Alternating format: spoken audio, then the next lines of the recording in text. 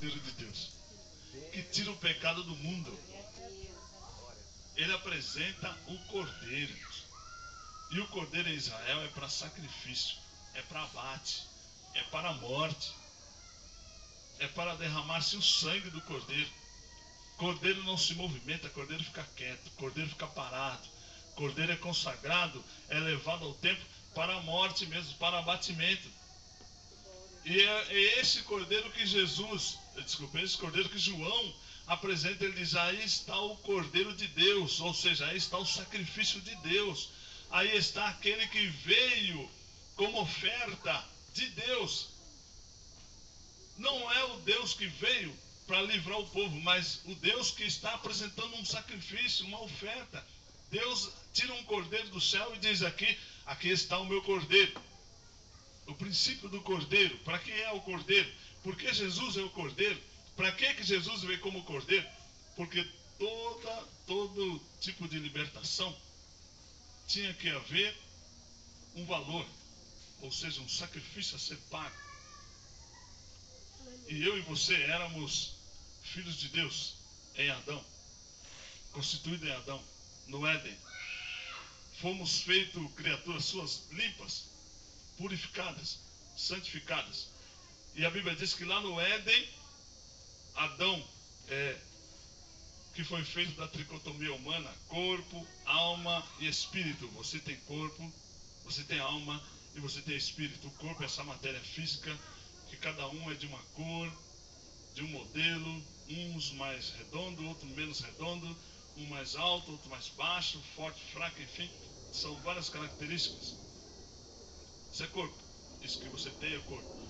E esse corpo só pode ser seu, é o que você tem. Mas dentro de mim, de você, existe a alma. A alma é o sangue. É aquilo que faz com que o teu corpo permaneça em pé. É o que dá agilidade ao teu corpo. É a alma. É o que permanece a tua estrutura, é o que mantém a tua estrutura em pé. E o espírito, a alma é tua, desculpa. A alma é de cada um de nós. Mas o espírito que está dentro de nós é de Deus. Deus tomou o cuidado de fazer o corpo, a alma e depois o espírito para quê? Para que o espírito ficasse protegido pelo corpo e pela alma. Antes de alcançar o espírito, precisa passar pelo corpo, precisa passar pela alma. O sentimento do homem, todo homem, ele é sanguíneo. Todo sentimento e desejo do homem está na alma. Por isso que algumas pessoas, quando estão muito apaixonadas, dizem, o meu sangue ferve por fulano.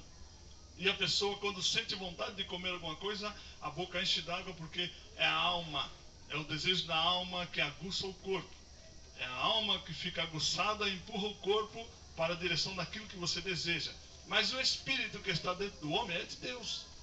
Por isso que o ser humano, quando nasce, quando pequeno, depois vai crescendo, chega a uma certa idade, a pessoa começa a dizer assim, eu preciso ir para uma religião.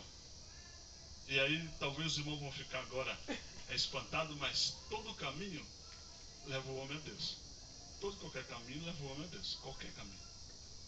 Leva o homem em direção de Deus. Por quê? Porque Deus está em todos os lugares, é isso? Então ele está em todas as religiões, em todos os segmentos. Então qualquer caminho leva o homem a Deus. Mas Deus apresenta um único caminho que leva o homem ao céu. Ele diz, esse aqui é o Cordeiro de Deus que leva o homem ao céu. Ele é a porta. Se passar por ele, vai chegar ao céu. Se não passar por ele, conhecer Deus, você pode usar qualquer porta. A prostituição, o homossexualismo, sei lá, depende da identidade que a pessoa acha, é aquilo que ela vai, ela segue, ela faz parte de um clube de, como é que chama? Uma torcida de futebol, uma torcida organizada, aquilo é a religião. Religião é seguir alguma coisa. Então aquilo que a pessoa decide em seguir é a religião da pessoa, isso chama-se religião. Por isso quando você ouve na igreja dizer, religião não salva ninguém, porque você andar atrás de alguma coisa não salva ninguém. Em Minas tinha uma tal de procissão, pegava seu andor, punha o santo em cima, andava carregando aquela imagem, todo mundo rezando, mas ia para onde? Chegava aonde? Lugar nenhum.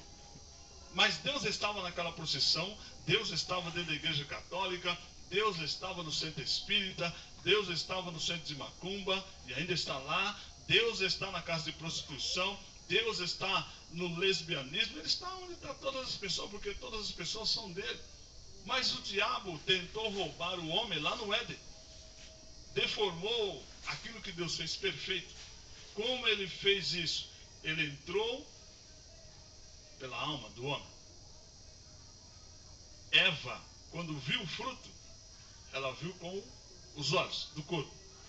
O desejo foi na alma. Ela disse, o fruto é bom. Porque a serpente disse para ela, o fruto é bom. E ela olhou, a boca encheu d'água e ela disse, realmente o fruto é bom. Mas ela tinha comido esse fruto alguma vez? É igual aos irmãos, quando vê alguma coisa ruim, aí de alimento, diz assim, tem gosto de barata. Aí se eu perguntar, alguém comeu barata alguma vez? Ninguém comeu. Mas a pessoa está com gosto de barata. Ah, mas nunca comeram barata, como tem gosto de barata? E às vezes a pessoa vê um alimento e diz, eu não gosto, mas já provou? Se não provou, como é que vai saber se vai gostar ou não? Não tem como, irmãos.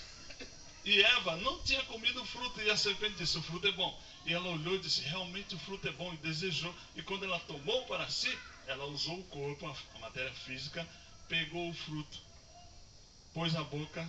Até ela pôr na boca e mastigar, ela poderia se arrepender e não comer. Mas ela comeu. Ela poderia ter cuspido, não iria contrair o pecado, mas ela engoliu. Quando ela engoliu, entrou para o organismo, aí contaminou a alma. A partir do momento que entrou para dentro do estômago, se mistura com a alma. E aí entrelaçou a alma de Eva, abafou o espírito. O pecado não agride o espírito, porque o espírito é de Deus, o espírito que está dentro de nós jamais peca. Mas a alma, sim, ela peca. Por isso que existe, irmãos, o desejo de Deus, através de Jesus, em restaurar o homem através do sangue. Por isso, o sangue de Cristo é dado para nós como a propiciação do nosso pecado, ou seja, cobertura. Propiciação é cobertura. Propiciar é cobrir.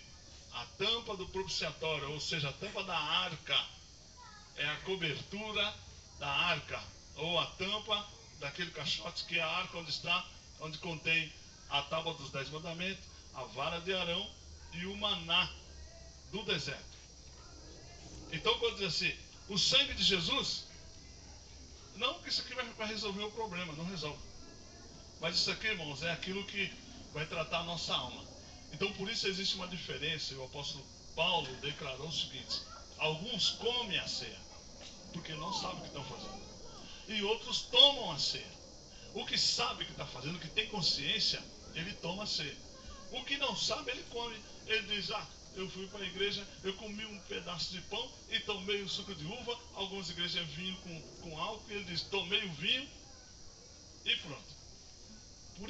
Por isso existe aquela cadeia na igreja, né? Você já viu as igrejas mais tradicionais, comuns, que são religiosas demais, quando eles comem o pão, automaticamente fica assim, um olhando para o outro, aí quando o irmão começa, alabacaia, aí o outro, todo mundo junto. Irmãos, isso não é relacionamento nem aqui e nem lá na China. Isso não é relacionamento íntimo da igreja com o seu Senhor. É relacionamento de igreja com igreja. Porque se você relaciona com o seu Senhor, o resultado é diferente. Quantas irmãs e irmãos são casados aqui? Casados. Os que não são casados são amigados, ou são emancipados, amaziados, não sei como é que fala. Levante a mão. Os casados que têm parceiro. Levante a mão, deixa eu ver. Pronto. Amém. Quando você entra para o quarto com a sua esposa ou com o seu esposo, o relacionamento íntimo de vocês nunca é igual com o do outro casal. Não é isso? Nunca é igual. Porque cada mulher tem um tipo de desejo, um tipo de fantasia. Cada homem tem um tipo de desejo, um tipo de fantasia. Cada mulher tem um tipo de roupa para dormir. Cada homem usa um tipo de roupa para dormir. Tem um hábito durante o tempo que vai dormir. Uns se preparam muito para o ato sexual e o outro já vai logo correndo. Uns é como micro-ondas e o outro é como fogão de lenha, demora para acender e fica aquela demora. Então esse é o relacionamento íntimo da igreja. Precisa ser isso, por isso que tem Cantares de Salomão. Por isso que a Bíblia, o sábio Salomão usa Cantares de Salomão dizendo, comparando o relacionamento íntimo de Salomão com a esposa dele, relacionado com a igreja. Ele diz, isso aqui é o relacionamento da igreja. sabe? Precisa ter intimidade. Alguns têm dificuldade para entrar na casa do pai, outros têm mais facilidade. Porque do relacionamento. A intimidade faz isso. E quando a igreja não tem intimidade com seu Senhor, tudo é muito mais difícil, é muito mais complicado. Nossa, para receber uma bênção, o irmão tem que fazer campanha de 10 dias, fazer uma penitência, subir um monte de joelho, machucar tudo para depois receber. Não tem relacionamento com o Senhor, não tem característica do Senhor.